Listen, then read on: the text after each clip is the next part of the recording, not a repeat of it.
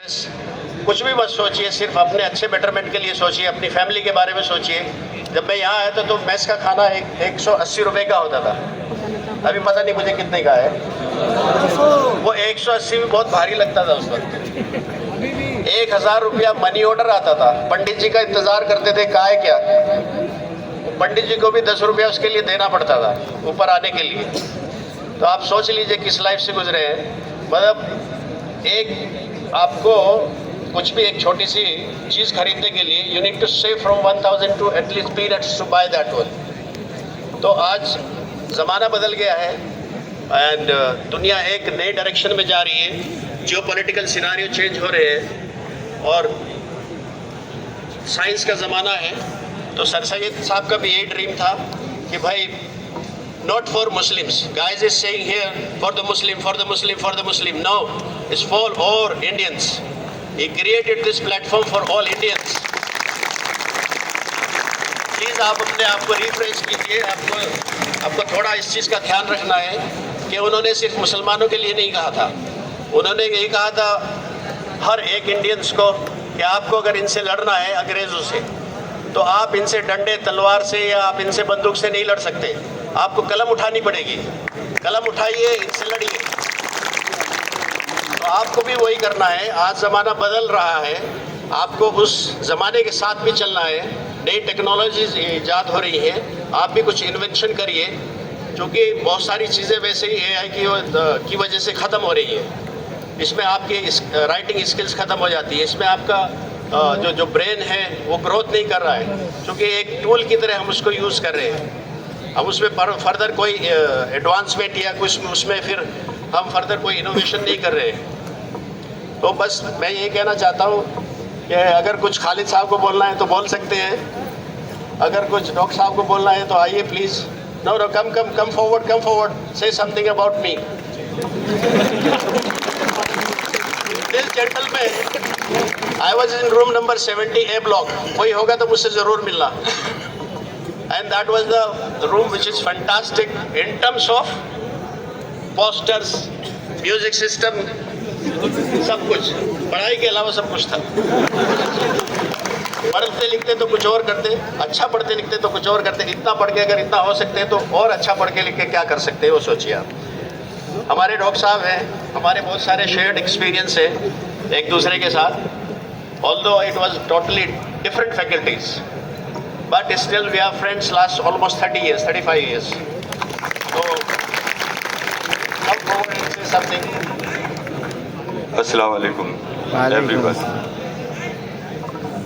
देखो काफ़ी लोग बोल चुके हैं और काफ़ी लोगों को बोलना भी है, मैं ज़्यादा कुछ नहीं बोलूँगा, लेकिन मैं इतना कहना चाहता हूँ कि यहाँ का हर बच्चा काबिल है, उसको अपनी काबिलियत निखारने की ज़रूरत है। मैं अल्लामा इकबाल का एक शेर कहना चाहूँगा, और वो सबको करना है। मिटा दे अपनी हस्ती को अगर कुछ मर्तबा चाहे, मिटा दे अपनी हस्ती को अगर कुछ मर्तबा चाहे, कि दाना खाक में मिलकर गुले गुलजार होता है। हर बच्चे को देना चाहिए, हर बच्चे। शुक्रिया बहुत। एक छोटा सा लेजेंड है, मैं आपसे रिपीट करना चाहता हूँ। वो कहते हैं कि if you born in A poor family it's not your mistake. आप लोगों ने सुना होगा बहुत कुछ, बट मैं फिर भी रिपीट करूँगा। If you born in a family, poor family, it's not your mistake, but if you die poor it's totally your mistake, because you did not try anything. I born a poor family in poor family, but now I can say that I am a middle class now, अल्हम्दुलिल्लाह। Thank you.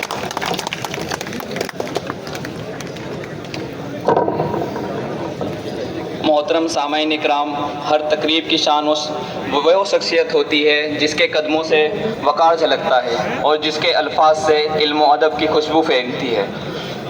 आज हमें एज़ाज़ हासिल है कि हमारे दरमियान वो हस्ती तशरीफ़ फरमा है जिनकी मौजूदगी खुद एक एज़ाज़ है, जिनकी खिदमत और किरदार ने दर्जनों दिलों में यकीन और एहतराम की रोशनी भरी है। जी हाँ, मैं बात कर रहा हूँ हमारे आज के मेहमान एजाज़ी इश्तियाक आलम साहब की, जिनका नाम सुनकर हम दिलों में खुशी की लहर दौड़ जाती है। मैं आवाज़ दे रहा हूँ जनाब इश्तियाक आलम साहब को इस शेर के साथ। मैंने आवाज़ तुम्हें दी है बड़े नाज के साथ, तुम भी आवाज़ मिला दो मेरी आवाज़ के साथ।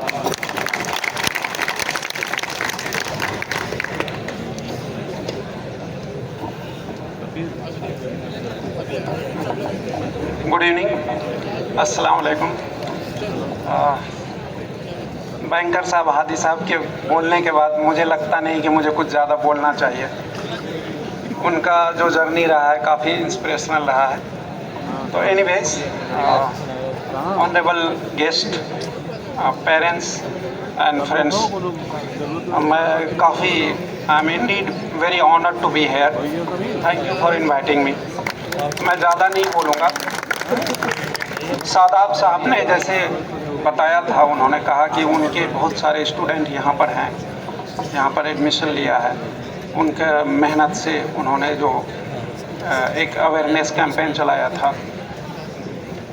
मैं ये कहना चाहूँगा कि ये आपका एंड गोल नहीं है। आप AMU आ गए, बहुत अच्छी बात है। इफ़ यू आर हेयर, इसका मतलब कि आप एवरेज से अच्छे हो।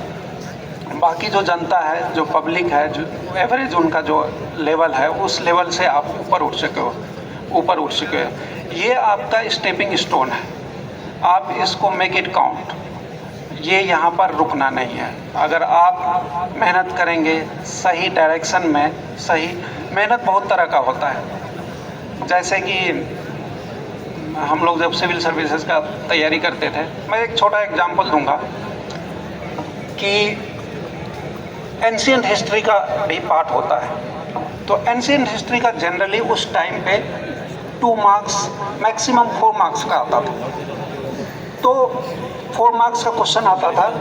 आप कितना भी पढ़ लो, आप दावे के साथ नहीं कह सकते थे कि वो 4 मार्क्स आप कर लोगे।